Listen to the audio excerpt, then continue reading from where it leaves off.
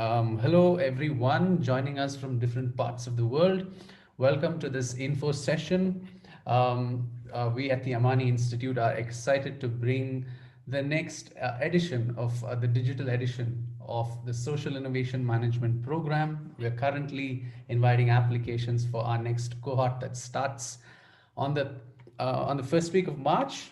Um, and this info session is part of a series of info sessions that we're hosting to give um, interested people around the world perspective and insight about what the program is, what value it offers, and how might it help you shape and build your career as a change maker trying to create social impact in the world. So that's the intent, that's the purpose, and here we are, the full Amani team. I'm Arjun. I'm from Bangalore and I'm a program manager with the Amani Institute team based in India. I'm also part of the global programs team that hosts and runs this program and brings it to you um, on the digital platform. So today, in the next 60 minutes, I'm going to give you a brief overview of what we do at Amani Institute and the program broadly. So, and after giving you that overview, we're going to dive straight into a panel discussion about a few of the many courses that we teach, so that it gives you an idea of what the pedagogy is like, what the course experience is like, and how it might help you. So, welcome to all of you joining us here on Zoom and on our live stream on Facebook. Um, let's dive straight in. I'm going to share my screen with you now.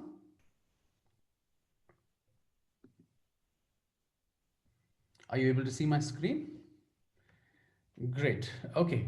So here's a quick overview of the Social Innovation Management Program at Amani Institute. It's our flagship program. We've been running this program over the last 9 years, essentially with one single purpose: to help professionals build the skills, the competencies, the networks, and the communities to to create social impact. So that's our aim, and our entire model of education is tailor made to help individuals accomplish this goal at whatever stage of career they're in. So you could be somebody who's right now in the middle of your career, whether you're in the private sector or whether you're in the non-profit sector. You could be somebody who's just out of college trying to shape a career in social impact. You could be somebody switching careers from one sector into another, or from one profession into another, looking to create social impact with your skills and your competencies. So for a very broad spectrum of people on different career paths, this program is tailor made to help you at whatever stage in your professional life you are in, to help you build the career that you want to build. So our educational model is it's designed to help you along this path. So how do we do that?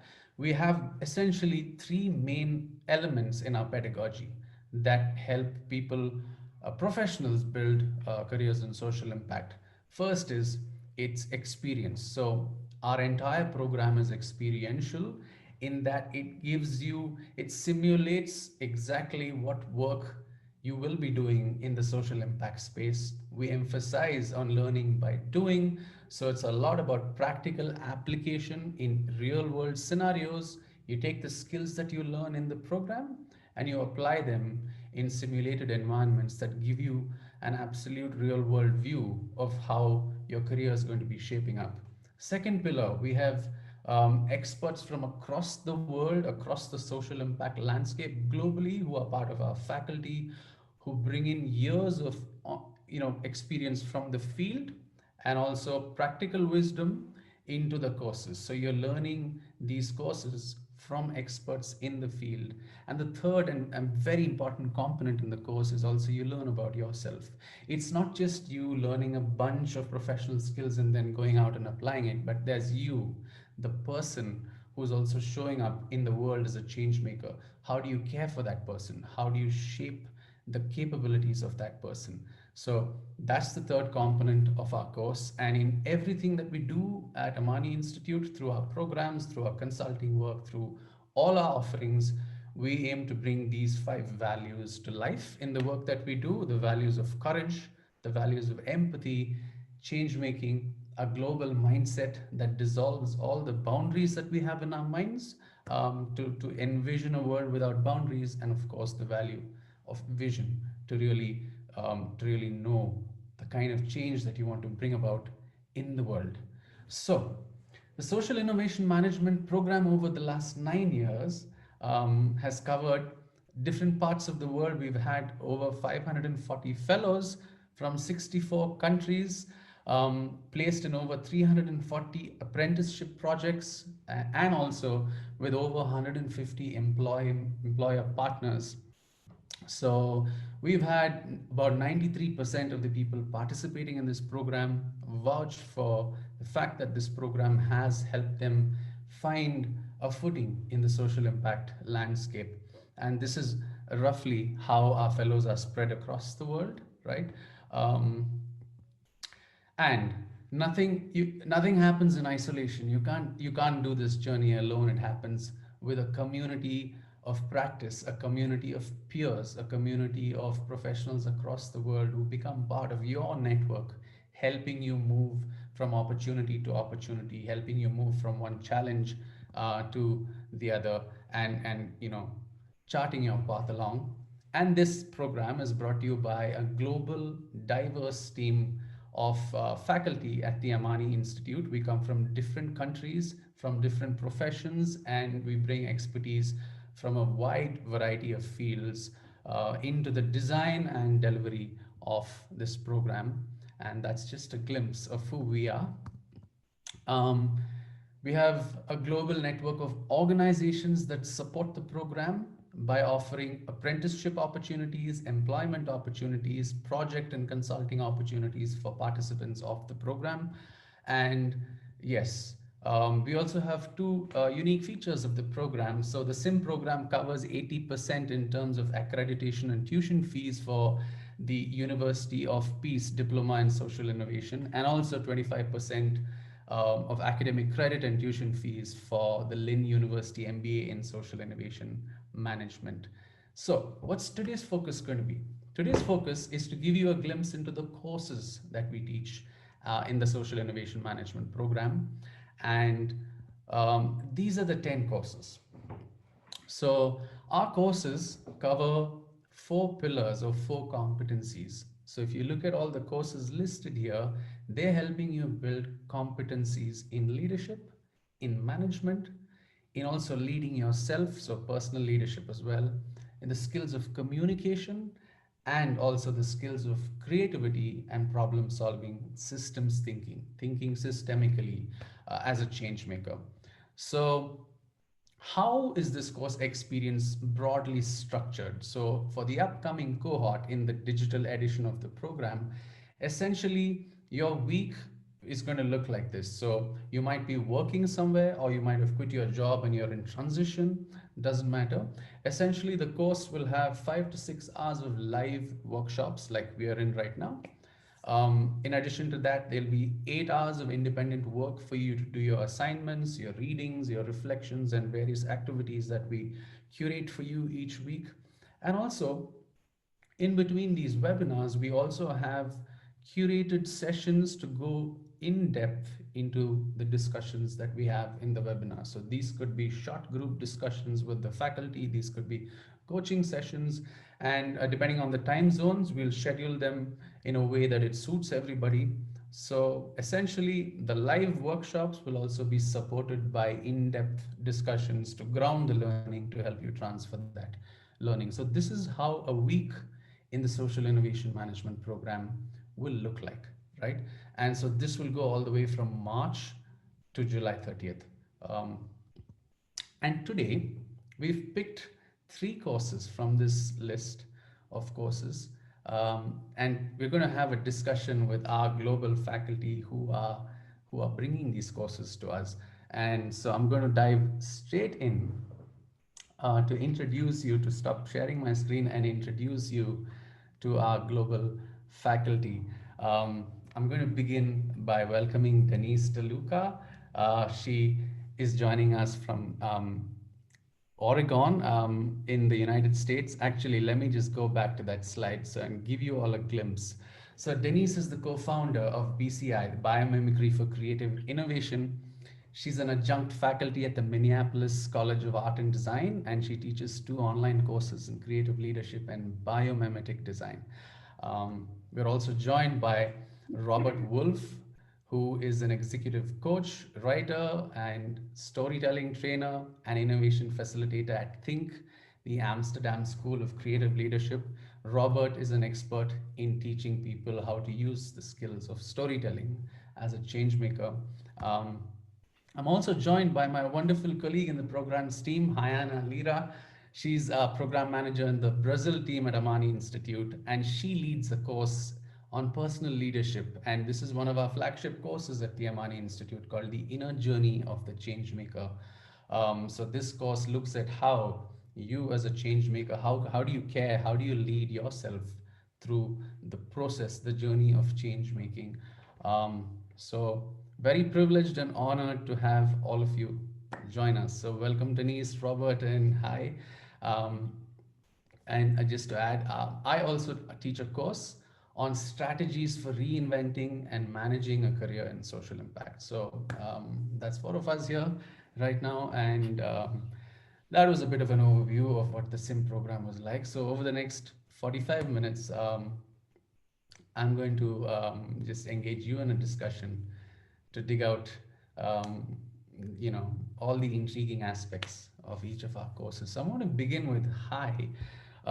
So the 3 courses that we've picked, right? Bio empathy that Denise teaches, storytelling as a leadership skill that Robert is leading, and the inner journey of the change maker that Hi is leading, right?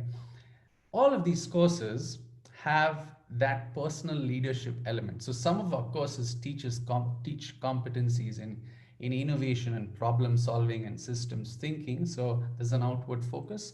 We also have courses in the practice of social innovation that helps you actually learn the skills through a cyclic process of innovation. And there's also courses that have the personal aspect, right? So the 3 courses here are classic examples. So let's explore how these courses might help somebody who's interested or curious in the SIM program. How might each of these courses help shape those competencies for becoming a change maker? Hi, I'd like to start with you. You lead the course on the inner journey of the change maker. It runs across the 5 month span, right? Just give us a glimpse of what is this course about? What is the inner journey of the change maker? Thank you, Arjun. Hello, everyone.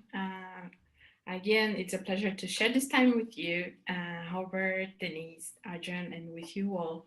So, when we say the inner journey of the change maker, we meant to explore that skills, tools, insights, that help us to manage ourselves and to empathize and connect and relate with others are as important as technical skills in management and in execution when it comes to create social impact.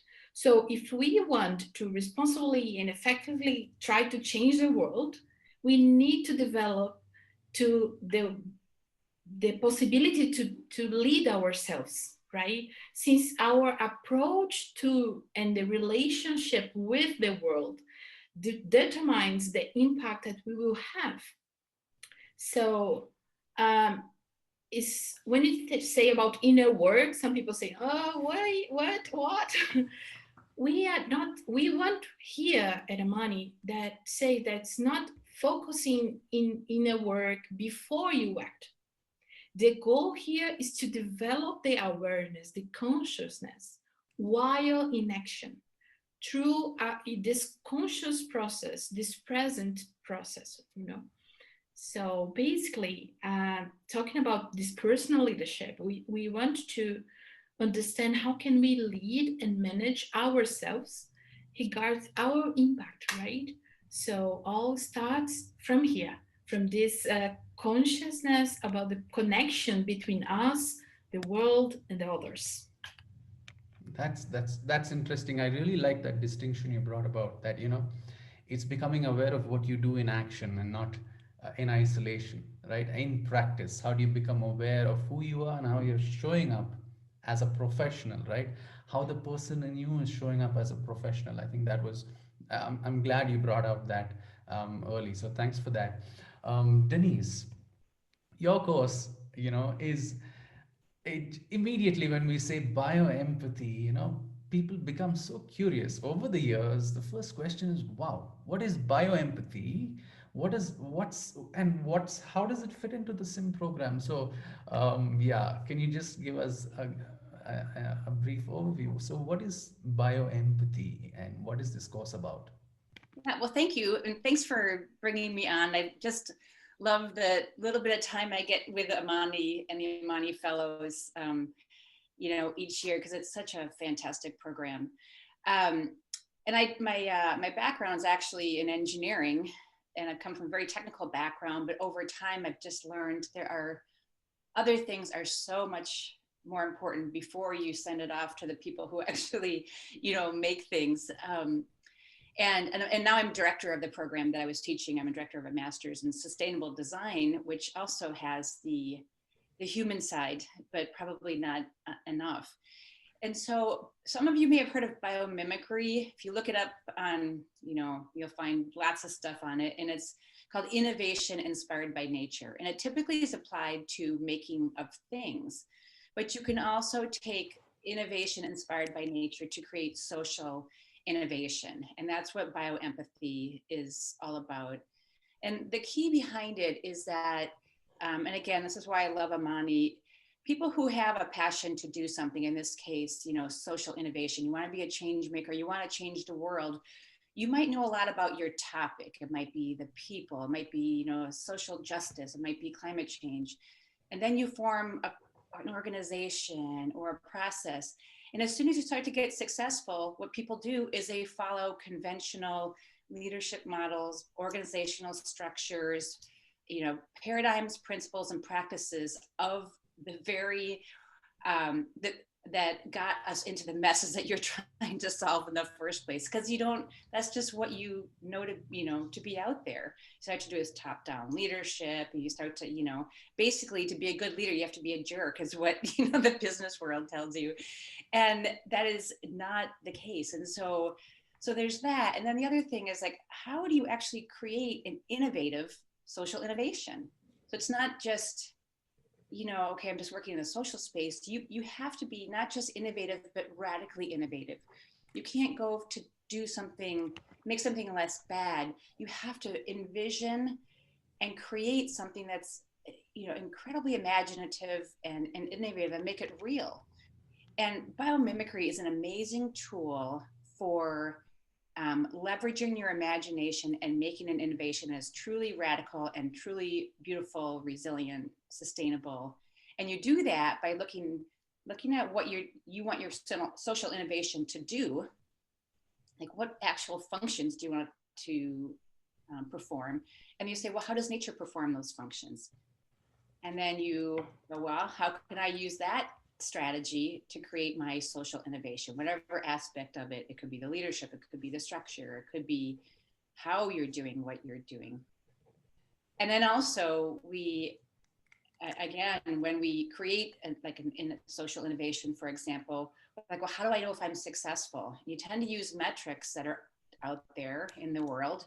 Am I reaching people, money, whatever? It's like, is that really the metric that, are those really the metrics that you want? And so you can look to nature as a measure of your success. So how does nature define success? What are those measures? What are the principles that nature uses to define success? And then you can apply those to your social innovation too. That's amazing. So, literally looking at nature as a body of knowledge, as a living curriculum, if we can, if we can Yeah, use that phrase to exactly. describe it, right? To go there and see what's there in this living, breathing curriculum that can be Mhm. applicable not in the imaginary world but in the real world, in our realities, in the reality of each of our personal circumstances, wherever we are in the world, right? How do I shape whatever I'm doing? How do I look through that lens? Thank you, Denise. That was really helpful context. Robert, Over to you for the storytelling course that you is so gripping, so engaging each time you bring it for every cohort, right? You each time you, it's almost like you go back into your world and then also bring a wealth of new experiences, distill that into insights, and then bring it back into your course. Storytelling as a leadership skill. So there's so much talk all over the world, right, about storytelling. I mean, there are tons of books, there are tons of TED Talks and speakers, and there's so much out there to access. But I'd like you to give us some context about the course that you bring to us and why it's so important in the curriculum of building skills to become a change maker. Thanks, Arjun. I'll try. I'll do my best. Let me start off with saying, though, that I've got to say that the Amani Institute, the way I know it, I really respect the founders for setting it up, because I think it's a real gift to mankind. And I know that sounds a bit big, but there really was a gap in that universities were not preparing people who wanted to have an impact career. Um, there was no real way to actually either make that transition or go straight there from college. They saw that problem and they started they're both from the global south. They went there and they started it, and it's been amazing. I've been lucky enough to be a facilitator in many of the classes, and I've got to say, maybe I even get as much out of it as I bring. I don't know. It's really awesome. So to your question, yeah, storytelling. I think all of us probably are very much experts at story listening, right? We've heard tens of thousands of stories in our lives. We probably still love going to the cinema when we're allowed, or can get really lost into a beautiful story when it's well told. So, so I think most people, even it's almost like hardwired in our brains. We know stories. We can live stories when someone tells a story well. So coming back to the other side of the storyteller, so if you as a storyteller, as a change maker, if you're trying to have impact in what you do, you will often want to and need to influence people. You'll need to get your team to work crazy in crazy hours, or you'll try and need to get city government people to open a door for you, or or get people to actually join a program who don't trust you in the first instance, right? Whatever it is you'll be doing, being able to go to someone and influence them to come on board is as core a skill as it gets. If you cannot get other people to come on board, it's going to be hard for you to make that impact happen. And that's where storytelling can be one of the most holistic, emotional, and powerful ways of communicating. I sometimes call it the bazooka of the communication tools, which maybe if anyone's really seen a bazooka, I apologize, but it's so powerful. But that also means that you need to use it, let's say, with care. And with care is sort of also what we prepare it for. So we're not going to get together and tell stories out of a Harry Potter book or Hans Andersen fairy tale. We're going to tell stories from your own life. And those stories from your own life, you will choose with a real particular purpose, because it's tuned into a particular impact you want to have.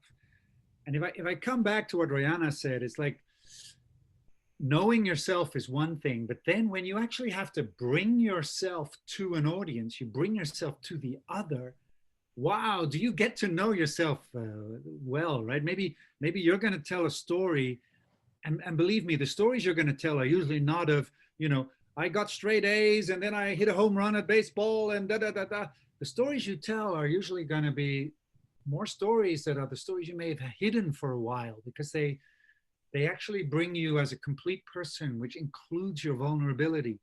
And through that type of storytelling and that type of choice of stories, you create a connection with an audience that goes beyond the, hello, here's what I'm trying to achieve in the world, and this is who I am, right? It is connecting with people and with your purpose in such a multifaceted human way. It's ancient and it's modern, it's of all ages.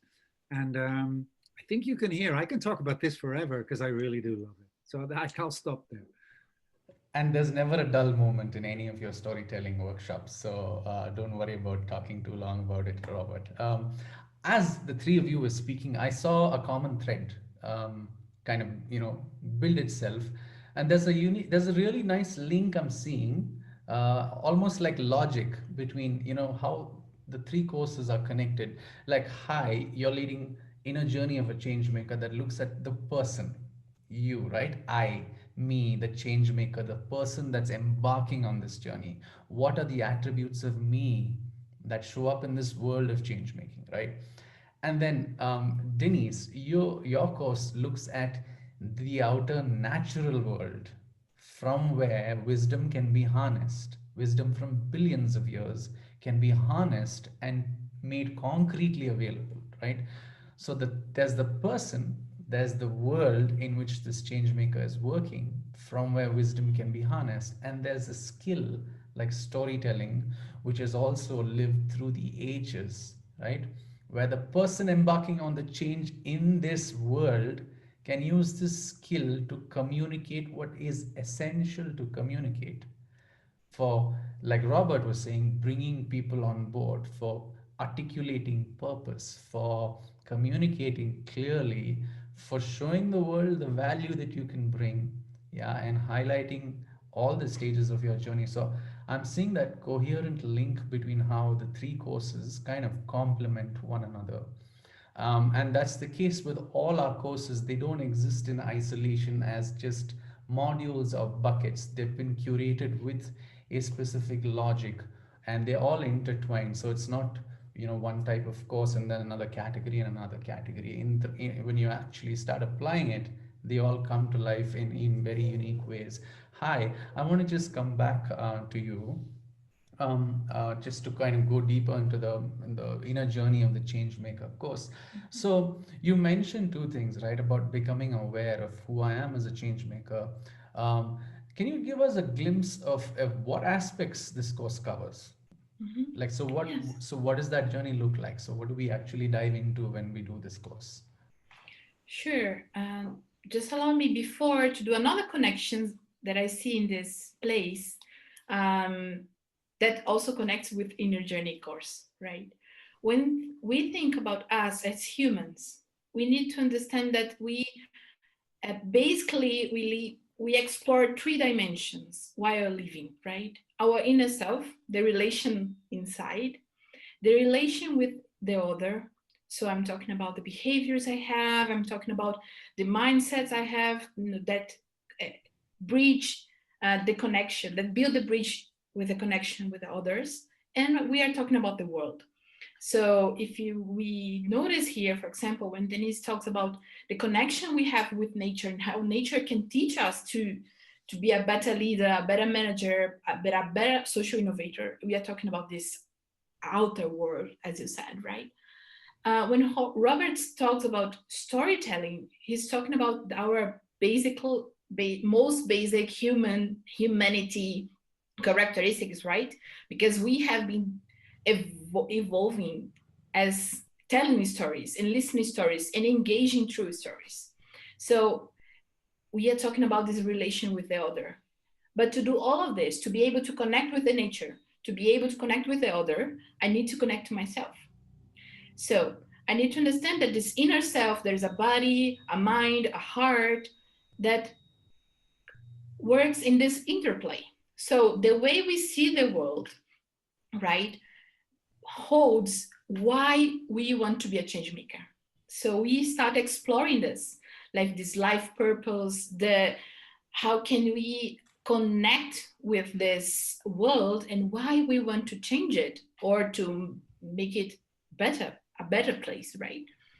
Then when we talk about the interplay between the outer self and the inner self, as I said, we're talking about behaviors. So we will reflect on in the journey, what's my role as a change maker? So how can I navigate the uncertainties? How can I build or develop new habits that can help me to build this bridge and to connect and to engage and to uh, not be alone in this challenge that is change, to make the change, right? Um, so how can I establish high quality connections? How can I build support networks? And when we talk about the world and this outer self, right, in these relations that we are in at the same time, because we live in this interplay, right? How can we be a better change maker? So how can we improve the abilities we have? So for example, knowing the strengths I have and how can I work from my strength, right? How can I better tell my story? How can I better uh, envision the world I want to see? So by doing this, we not do this like only reflecting and on exercises. As you said, Arjun, in the beginning, at Amani, we believe in this interplay, like theory and practice, and there's a lot of practice here. And that's what makes us also different from the conventional studies we have, right, at academia and university, this formal, more formal environments. So while we practicing doing the social innovation project, the entrepreneur project, as you mentioned before, how the program is structured, we explore these dimensions in this interplay. So very often when fellows say, leave their money journey, they sometimes they don't know to say what was the best moment, because, or the best class, or the best, because there is not such a thing as a separate thought. Everything is integrated. It was taught to help us in every dimension, this inner self, this outer self, and our relation with the world. So after they live in a journey, they can say, oh, I can show up more, I'm more accountable for others and accountable for myself, for my limits. So I become a better leader because I listen more, because I know how to better listen, for example. Or I feel more confident to do what I want to do, or to do the change I want to do. I feel I'm starting feeling okay to deal with my emotions through while I see so many things that I need to do, right? It brings a lot of emotions. How can I manage that? So they feel more confident in the end, just to finish, to build the career, right? Because we can shape the world, right? And we can build how our capacity to do that. So our style to be a leader and to be a manager. So you don't need to follow old books, but also they are important. They tell us a lot of things. We study like classical authors as well, but also we explore here, because there's a lot of in this inner self uh, that we can bring out to become a better change maker, right? Absolutely. What you said was particularly important, right? So, understanding how you show up. So, that I'm sure, as we've seen with so many fellows in the past cohorts, right? Everybody has inner work to do at whatever stage of your career you're in, whether you're, got 20 or 30 years of experience, whether you're just starting out, whether you're on somewhere in the middle, there's some sort of inner work that everybody needs to do. And some of the things you were mentioning, like strengths, like mental models, how my worldview is affecting what I do. What are the things that are limiting me? What are the things that are denying me opportunities? Where do I, go and find myself in conflict with others? And why is that happening? Right? These things become so important to attend to, in addition to other functional skills, like even hard skills, like design and so on. But how do these these elements either hold us back or propel us? And what's that proportion for each of us? What's the proportion of things that hold us back versus propel us? Some of us have a higher proportion of things that actually drive us forward. Some of us seem to have one or two things that hold us back. And the inner journey course really illuminates those aspects and helps you work through those aspects over 5 months, which is why it's a contemplative, reflective, and very purposeful course, right? Um, I'm going to come back to you to ask you about what are the things we do in class and how does this experience look like. But I'm going to just jump over to Denise now. So Denise, the bioempathy course, you began by telling us how we look at nature. How can nature be our ally, and how does nature set itself up for success? So how does that experience translate into the course? So what elements do you bring into the course to illuminate these areas?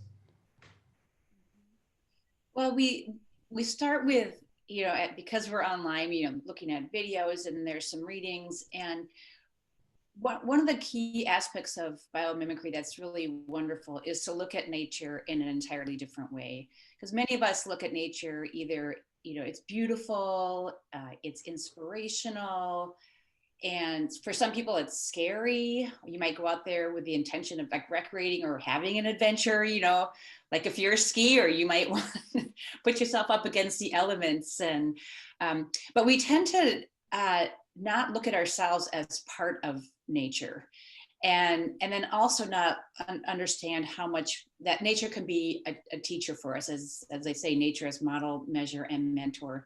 So at the beginning, just trying to look at nature in an entirely different way, not necessarily as a biologist, although if you go through it, you start to realize, wow, the biology is really fascinating, so much more than what you learn in school. Um, and then so looking at that, and then being able to look at nature in a different way, also in terms of functional strategies. So, for example, and this is an example like from engineering. Like I'll work with like Boeing engineers, people who design airplanes, and I'll show them a leaf or a plant, and I'll say, okay, what do you see in this plant? And like, I don't know, I'm not a biologist, but okay. And I say, okay, you tell me, structural engineer, what's the structural strategy of the plant? They go, oh, well, the stem and the veins, and that's what holds it in place. And I go, okay. Then I say, okay, hydraulic engineer, what's the hydraulic, strategy of the plant? Oh, well, it's the stem and the veins, and it moves. Okay. Then I ask the other engineer, how do they, what's the energy system of the plant? Oh, well, it's the leaves, and then the veins and the stem. It's like, yep, all three of you gave me the exact same answer. And that's what we call like smart design. And so you go, I don't know how to look at nature. I'm not a biologist. Like, well, yeah, you do. And we'll show you ways to look at nature in an entirely different way, regardless of whether you know the names of things or not. And so you look at it from those functional ways. And then the other thing that's really neat is that you start to see yourself as part of nature. So all of us are sitting here indoors looking at a computer, how that's far from nature, but you're breathing and you ate something and you drank something. And so you are having a place in the world. You are constantly exchanging with nature, whether you're surrounded by glass and concrete or wood or you're outside, and learning to kind of own that place in nature and be a part of it. And then from that, you yourself have this natural wisdom that you can bring to this. So there's a technical side. There's also the inner journey that you can take as part of nature. And I love when people just over the course, they go, oh, that. Again, it's very experiential. And I love watching that emerge for people. Arjun, you had a wonderful experience, Yes, absolutely. Yes, I'm also a student of Denise. I learned this course from Denise, and I had a very deep experience. Um, Maybe that's a nice segue into what actually happens in the course. So, with your permission, let me can I kind of share that, Denise? Right. Um, so there's tools. We learn tools. So Denise teaches us, principles, life design principles, tools for actually making sense of the wisdom that's residing in nature. And we have experiential activities to actually work in groups, work alone on yourself, and look at how to use these tools to make sense of this very abstract wisdom inside nature, right? And so we use those tools, and that becomes part of our toolkit. And each of these courses that we have offers you a set of tools that become your big innovators toolkit. So in Denise's course, we understand life's principles and design principles in nature, and Denise crafts some amazing activities to actually help us get down to practicing those principles in real projects, in the realities of our life. So, for example, one of the things that's unique about this course is it caters to a broad spectrum of career paths. Like I was mentioning earlier on, fresh from college, early stage career, where you're just out of college, mid career with about, let's say, 10 to 15 years of experience in any sector. And then people who are also in the later stages of their career, in their 50s and 60s, still looking for transition. That's where the world is heading. There, I don't think there is going to be anything called retirement age as we move along, because everybody is going to have to reinvent. And Denise, one of the wonderful things that came out of your class was, you. I remember this question that you asked us. You said, "How can you look into the living world, the trees around you, the natural world around you? Even in crowded cities, there's a natural world, right? How can you look at it and see how nature deals with adversity? How does nature deal with transitions? How does nature, use resources effectively?" And all of those questions are so important and relevant to career building, right? How do you deal with career transitions? Are there principles from the natural world that can help us? And how am I moving along that journey? That's where the inner journey comes in. And then, Robert, I'm going to now segue to you. How does this storytelling help us take all this wisdom, this insight, these revelations and epiphanies and discoveries that come from the inner journey and from bioempathy and biomimicry? How does storytelling help us now get the world around us to understand who we are and what we want to do? Okay, thanks, Arjun. Great question. So, so let me start by giving an overview of what the course is, because I know you asked me that as well.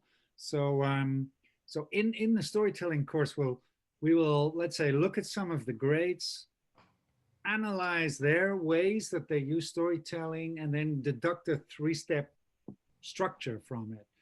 Like, we know that to learn something new, it helps to have a little bit of a structure, and three steps are amazing, right? Two is too little, four is too many. So we'll go with a three-step structure, and then you will, what is also great in Atamani, and it's the best way to learn, is that you will actually learn it by practicing it and getting feedback from peers. And especially at Amani, that works so well because I think the people are well selected, and the vibe between the people is such, the psychological safety level is high, which doesn't mean we all just cuddle each other, but it means we can give straight feedback and know that it's honest and that there's no agenda, and that you can pick it up and learn from it, and we'll be friends anyway, right? That's the kind of vibe we want in this workshop, so that you can practice, get feedback, practice again, get feedback. So going more directly to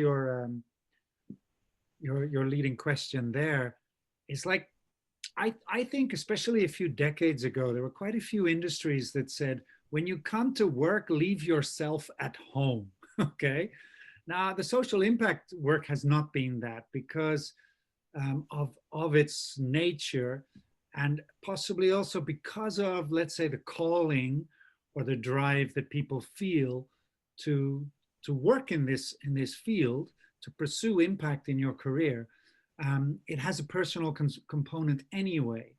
So you don't want to leave yourself at home and just go to work.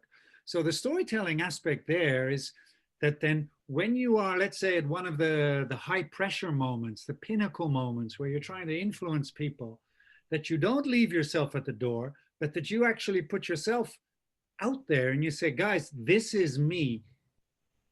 And through this story, I'm conveying what's important to me, and basically who I am and how I am connecting with you. And now I'm trying to put myself in your shoes. And then now let's talk about this challenge that is on the table and what we can do about it. So it's about, here's who I am. This is who I think, how we can connect, because this is how I see you. And this is the challenge on the table. So you've got the three steps there as we go. So it's such a different experience for so many people. You can think of a story in your head, but when you then actually go in front of people and share it, the story changes, you change.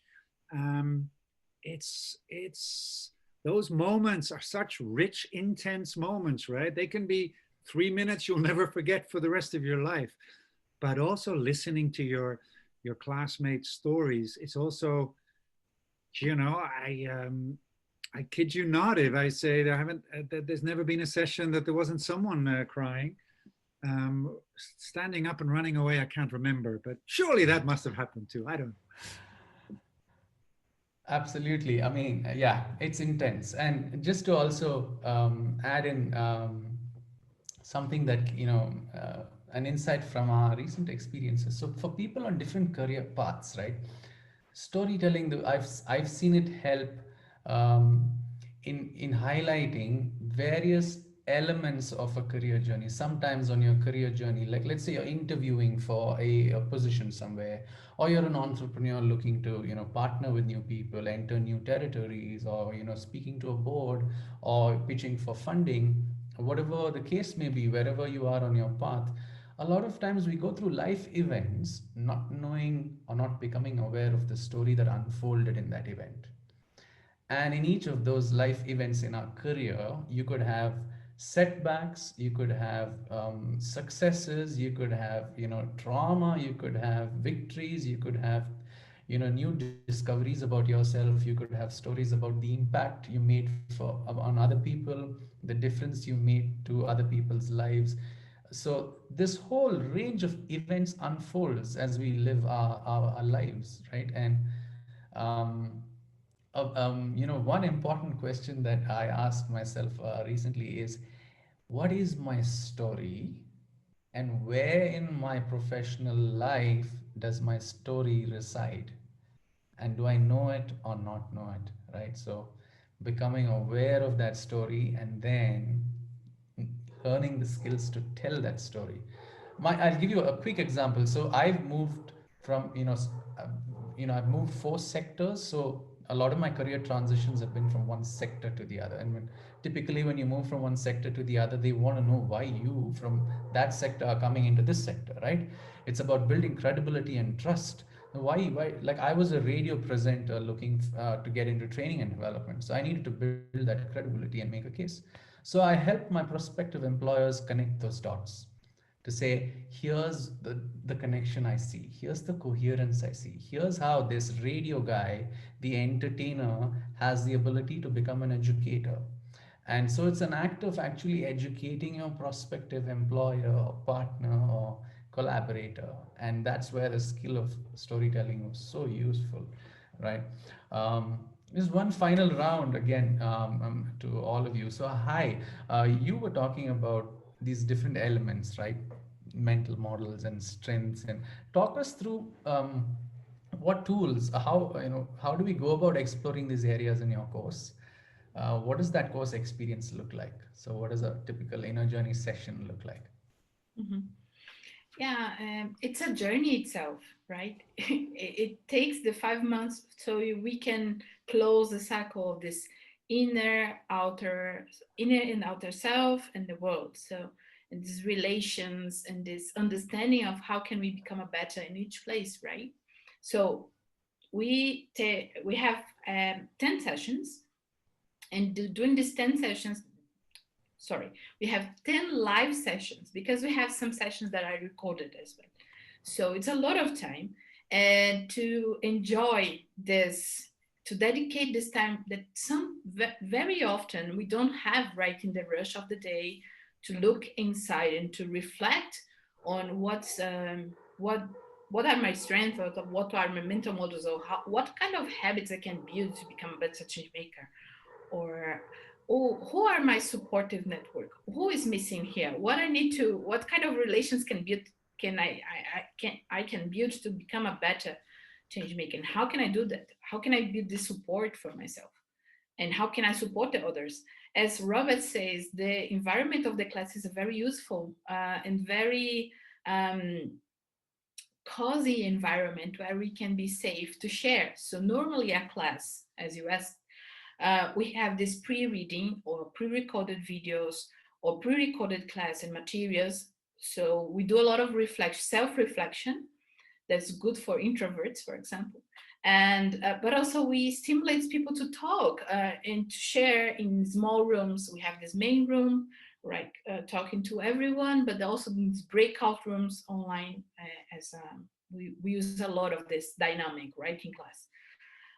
So we have a lot of discussions on the readings, on the stories. We hold, right, what bring, especially when talk about purpose or life statement. We tell stories, the story of us, right? The story, a story of how every one of us want to shape the world, and it's a beautiful moment. So we learn from each other a lot. I also share the sensation with Robert that every time I give a class, I also feel myself of energy, of hope, a lot of hope that's super needed in during this time, right? So it's a very special class, and I'm happy to facilitate this environment, right? I've been a teacher for a longer time in my life, and when I entered Amani, I left the teacher behind, and I'm still trying to do this because it's bigger than me, this social constructed way I had, but also to listen and to learn. So I facilitate the process mostly than I teach, right? Because there is a lot of wisdom there. So in a class, we have this preparation, then we meet, we have a lot of discussions. I introduce some concepts, some examples to be more tangible, and we work with tools, like practical tools to make this abstract concept of mental models, for example. How can I map mine and identifying them? How can I deal with it? So we have these tools that we practice in class or we practice at home and as exercise. So yeah, most of it we learn how to look inside. How, as Denise said, we need to relearn how to look to nature and to have this appreciation look to nature, so we can explain the process and learn from it, and connect with all kind of experience we have. We also can develop this look of appreciation of ourselves, our stories, and the story of our colleagues. And so it's a big learning space. And we have also social innovation class that's also a long-term class, right, when we develop a project. So in doing this process, all the students, they have the support of a tutor, right, Arjun? I think you mentioned in the beginning. Right. So also in this small groups, even a smaller group, we discuss a lot of things, but also in this one-to-one sessions, they can bring us, tutors, the insights or the doubts they have about their inner work. So it's very rare space where you can give yourself a time to explore inside while doing a work outside and changing the things and trying to make a better version of yourself and making the world better at the same time. Seems confusing, but really works. It's been 9 years doing this. Inner journey is there since the beginning. Plus, you have a support in this way, so you can have the guidance to do that. So it's a very interesting opportunity. I wish I had it in my beginners years. I'm look young. I am young, but not that young. So it's a very nice space. It's a very nice opportunity, I say. Thank you. Hi. That was an amazing in-depth view. We have about 5 minutes remaining, and I want to leave some room for any questions that other attendees may have. So please feel free to type your questions in the chat window or unmute yourself and ask Denise, Robert, or Hi your question.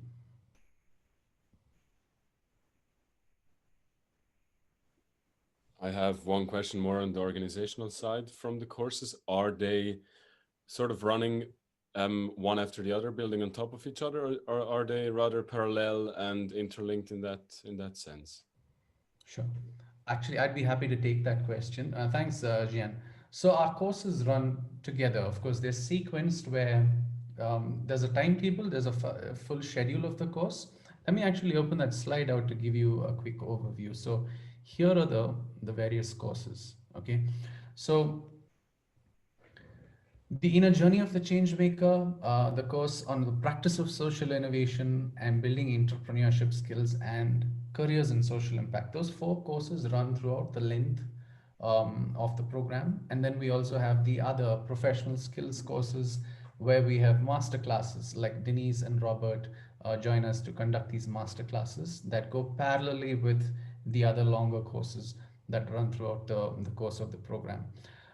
So yes, a lot of these courses will be happening parallelly.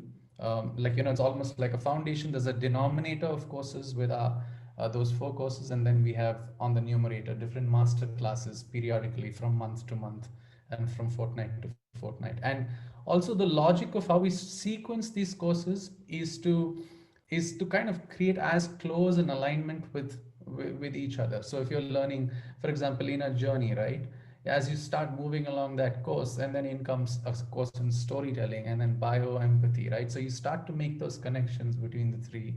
Similarly with social innovation, right, in the course in social innovation, we take you through a cyclical process of how to actually come up with an idea for a social change idea, right? And so that involves so many design aspects, so many things like measuring social impact and looking at prototyping and design. So many other fields where we draw from. So, and then we have also master classes that align closely with whatever you're going through in those courses. So we try our best to keep them as closely linked so that those links are visible and tangible. So yeah, does that answer your question? Very much so, yeah. Thank you very much. Okay. Great. You're feel free to type it out in the chat window. You're also free to, if you have further questions after this session, you're welcome to go to our website, which is amaniinstitute.org, and you'll get the whole detailed overview of the program. We're currently accepting applications. We have a January 31st deadline for you to be eligible for a scholarship. So if you apply before that, we will consider you for a scholarship. And then, of course, February 15th is the final deadline for applications because we start the course on the 1st of March. So if you're joining us on our Facebook stream, please explore our Facebook page and you will be led to our website and all the details of the courses. If you're joining us here on Zoom, the website link is in the chat window. And coming up in 2 days, we have one more info session just like this to give you an idea of the other huge pillar in the Amani pedagogy, which is the community of practice. How do you work with your community of alumni, your peers, and how do you build that community and go along? So that's a permanent piece. Even after you finish the program, you continue to be part of a global alumni network that is very, very live and participative and active throughout the world, supporting each other with opportunities, resources, information. Um, so that's coming up on the 21st. I'll If you go to our website, you'll also get the link to the Eventbrite page for registering for that event as well. Any final words from you, Denise and Robert, about the Amani program as we close this session? I do want to say that I just look forward to teaching with Amani every time. It's such a fantastic group of people. And as you were saying, hi, the students are always so wonderful. I always learn so much from them. It's a humbling experience every time you get to engage. Thank you so much, Denise. We can't wait for your next class. I'm certainly looking forward to it. Robert? Yesterday, I came across a book that I read 20 years ago. It's from a Brazilian writer. It's called The Alchemist. I think millions of people read it, right? So I just started reading it again. And there's one of the things that he describes so well is that notion of a calling, of a destiny, a path, right? So I just wanted to say, right, if you know if the social impact career is one you want, yes or no. And if it is what you want, wow, Amani is such a cool environment to equip yourself in. And so I'm looking forward to hearing your story in my workshop. I really am. That will be totally awesome. Thank you. Thank you so much. Denise, Arjun? Robert, and hi. Can Yes, I just hi. say one thing for people who are listening to us? You know, Denise and Robert, they are just a sample of these amazing facilitators and teachers we have at Amani, right? So thank you, Denise and Robert, because every time I also have class with you, because I'm that one who is in the back of the class watching over and over. I never get tired. I always learn a lot from you and from your experience, you know, and from all other facilitators as well. So it's a very, I feel very lucky to have you with us, and also looking forward to have, you know, to share this time with you. And yeah, just wanted to acknowledge the others who are not here, who are amazing as well, and you represented them so beautifully. That was so beautifully said. Hi, thank you. Thank you, Denise. Thank you, Robert. Thank you, Hi, for sharing these wonderful insights, for taking time out. Denise, it's so early in the morning for you. So, really, our heartfelt thanks to you for joining us. And thank you, Robert. And all of you who've joined us here on Zoom, and all of you who've joined us on our live stream on Facebook, thank you. We're looking forward to staying connected with you, and there's lots more coming up in our info session on the 21st.